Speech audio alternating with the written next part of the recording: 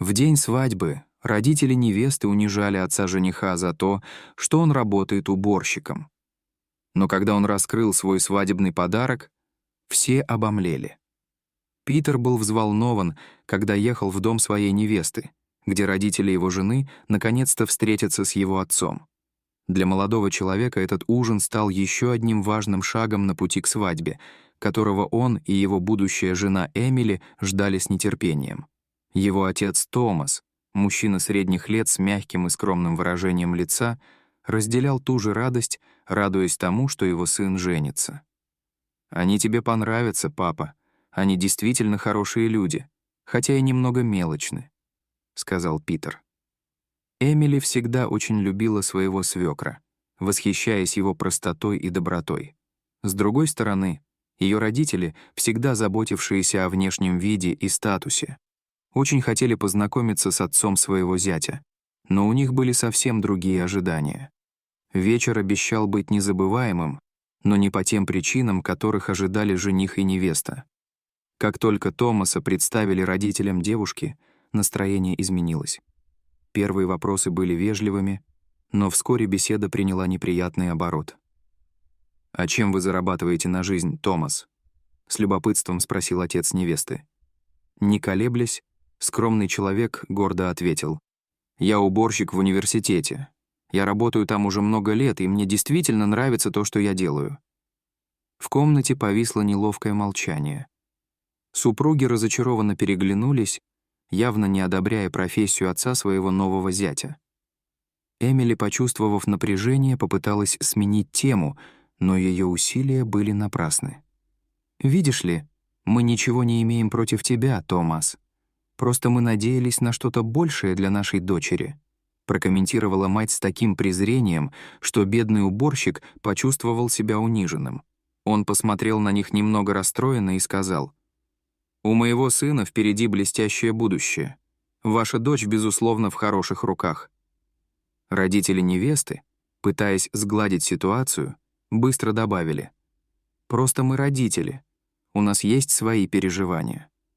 Ужин, который должен был стать праздником, превратился в напряженное и неприятное мероприятие.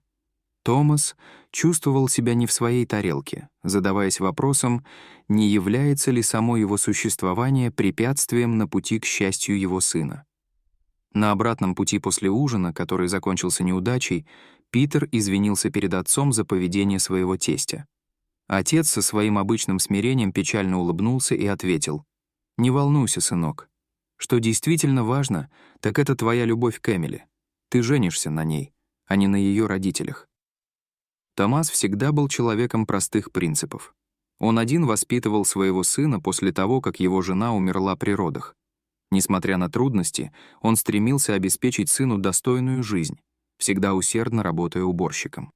Его мир вращался вокруг Питера, и этот бедный человек делал все, что мог, чтобы у его сына было хотя бы самое необходимое. Благодаря преданности своему делу и поддержке отца, мальчик вырос умным и решительным молодым человеком. Он получил стипендию в известном университете, где познакомился с Эмили, дочерью преуспевающих родителей.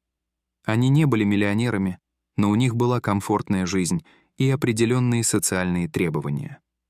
Эмили была очень скромной, в отличие от своих родителей, и не заботилась о богатстве или лишних вещах. Она просто хотела вечно жить со своим возлюбленным. Когда они, наконец, назначили дату, Томас был в таком же восторге, как и его сын. Однако он и представить себе не мог, что встреча с родителями невесты будет полна грубостей и неприятных комментариев из-за его профессии. Воспоминание о том ужине навсегда запечатлелось в памяти уборщика. Томас не мог забыть выражение презрения на их лицах, когда он рассказывал, в чем заключается его работа. Еще одна вещь, которая расстроила его, это когда они заговорили о свадебных подарках. «И какой же грандиозный подарок ты собираешься им преподнести, Томас?» — спросили родители невесты, подразумевая, что любой его вклад в организацию свадьбы будет незначительным по сравнению с тем, что они сами могли бы предложить.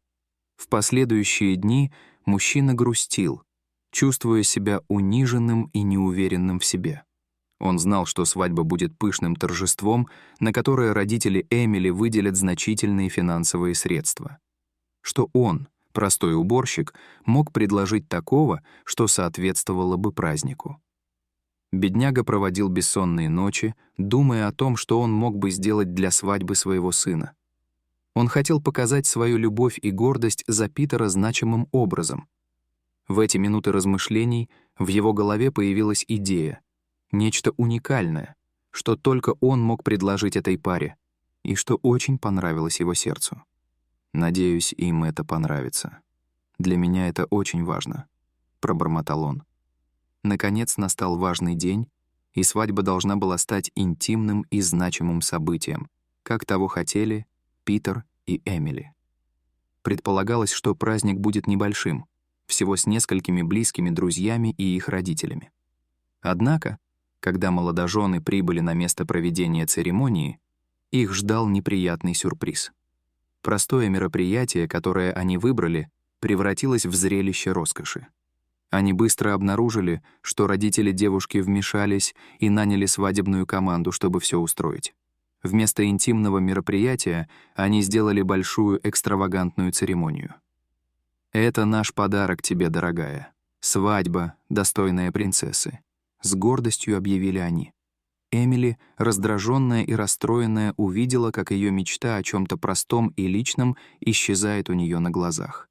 Жених, понимая, насколько расстроена его возлюбленная, попытался ее успокоить. «Все в порядке, милая. Это все еще наш день. Важно то, что мы вместе», — сказал Питер. Тем временем прибыл уборщик. Он приехал на место проведения свадьбы в самом лучшем костюме, который только смог найти. Как только мужчина переступил порог этого места, он был очарован красотой, совершенно не подозревая о том, что это дело рук родителей невестки. Его лицо светилось от счастья, ему не терпелось увидеть, как женится его сын. Однако его радость была быстро омрачена поведением родителей невесты. «Послушайте, мистер Томас, мы за все это платим. Это прекрасно, не так ли? А что вы привезли для молодоженов? Надеюсь, это не набор для уборки?» Усмехнулись родители Эмили, вызывая смех у гостей, которых они сами пригласили. Мужчина почувствовал себя униженным. Его щеки вспыхнули от смущения. Но уборщик сохранил спокойствие, стараясь не позволить их насмешкам испортить радость дня. Поэтому вместо того, чтобы опустить голову, Томас ответил с такой грацией, что всем присутствующим стало немного не по себе. Он говорил искренне, показывая свою истинную сущность и заставляя некоторых гостей чувствовать себя неловко из-за собственного мелочного поведения. Затем он добавил, что его подарок будет доставлен позже, поскольку он имеет большую эмоциональную ценность, и он предпочел бы вручить его жениху и невесте после церемонии, чтобы все внимание было сосредоточено на них. Это только еще больше разозлило невежественных родителей Эмили, которые во что бы то ни стало хотели высмеять беднягу. Церемония состоялась, но родители невесты все еще пытались затмить уборщика. Во время произнесения тоста они снова начали дразнить его. «Итак, мистер Томас, где ваш очень ценный подарок для наших детей? Нам любопытно, раз уж вы сказали, что это так важно». Столкнувшись с такой ситуацией, Питер вмешался. «Папа, не волнуйся. Твое присутствие здесь — наш самый большой подарок». Эмили также выразила свою признательность, сказав: «Я люблю вас как отца, Томас. Мы будем очень рады всему, что вы нам подарите. Не обращайте внимания на моих родителей». Слова невесты явно смутили ее родителей, потому что они не могли смириться с тем, что она уважала и любила своего свекра. Затем мужчина вышел на минутку и вернулся с огромным свертком. Всем сразу стало любопытно. Он подошел к жениху и невесте со своим подарком. Гости с изумлением наблюдали, как мужчина вручил им большую, тщательно завернутую картину. Когда Питер и Эмили развернули подарок, то увидели картину с изображением леса, безмятежный и приятный пейзаж, который излучал спокойствие. Это была не просто картина, но грубые родители невесты поспешили выразить свое презрение. «Это была картина? Боже мой, Томас, ты серьезно? Однако, что их по-настоящему поразило, так это подпись в углу картины, которую они заметили, только подойдя поближе. Родители девочки чуть не упали в обморок, когда узнали имя художника — Анри де Лакруа. Эта подпись превратила картину в чрезвычайно ценное и известное произведение искусства. Питер был в восторге, потому что он вырос, зная, что эта картина, висевшая в комнате его отца, была единственной вещью, которая осталась у него от бабушки и дедушки, людей, которые его вырастили. Когда родители Эмили услышали слова Томаса, они быстро подошли к картине с выражением шока и недоверия на лицах. «Где вы его взяли? Что значит, оно принадлежало вашей семье на протяжении нескольких поколений?» — воскликнули они, почти не веря своим глазам. Эмили тоже была ошеломлена, глядя на картину и на своего свекра, поскольку она выросла в богатой семье и разбиралась в искусстве. Поэтому знала, что картина стоит целое состояние. Воцарившаяся тишина была тревожной, все в комнате ждали объяснений. Томас, сбитый с толку внезапной реакцией, начал рассказывать историю, стоящую за картиной. Он объяснил, что полотно было написано его предком, французским художником, чье имя он едва мог вспомнить. Бабушка рассказывала Томасу, что его прадед был художником. Именно тогда родители невесты раскрыли истинную значимость того, что только что сказал Томас. «Ваш прадедушка Анри де Лакруа?» — спросили они дрожащими от волнения голосами. Томас кивнул, все еще немного ошарашенный, так как не понимал важности того, что ему рассказали.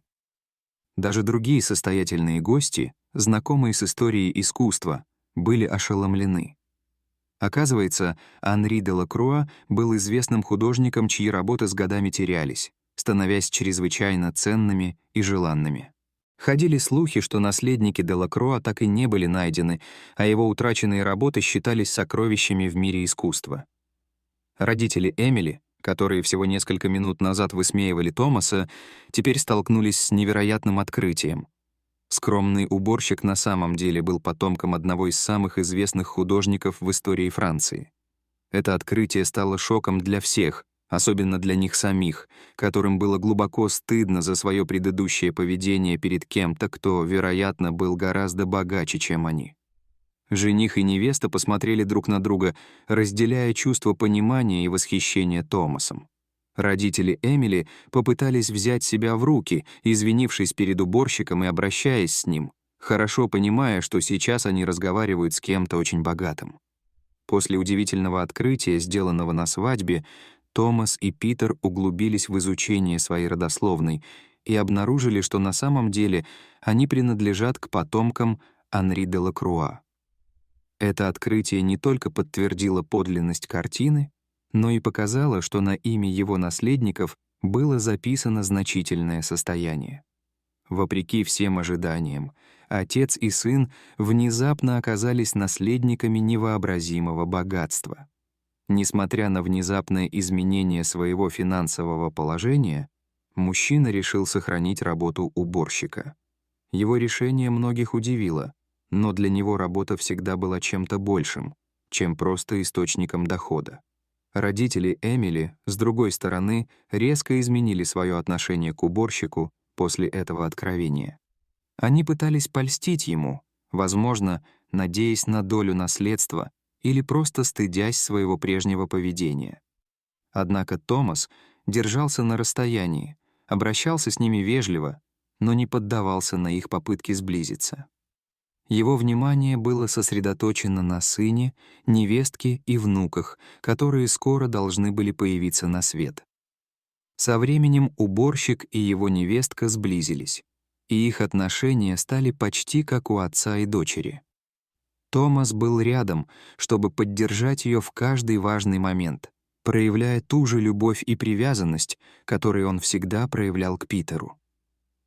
Семья этого простого человека выросла с появлением множества внуков, наполнивших его жизнь радостью и волнением. Он любил проводить с ними время, рассказывая им истории об увлекательной жизни своей семьи и художественном таланте своего предка Анри де Лакруа.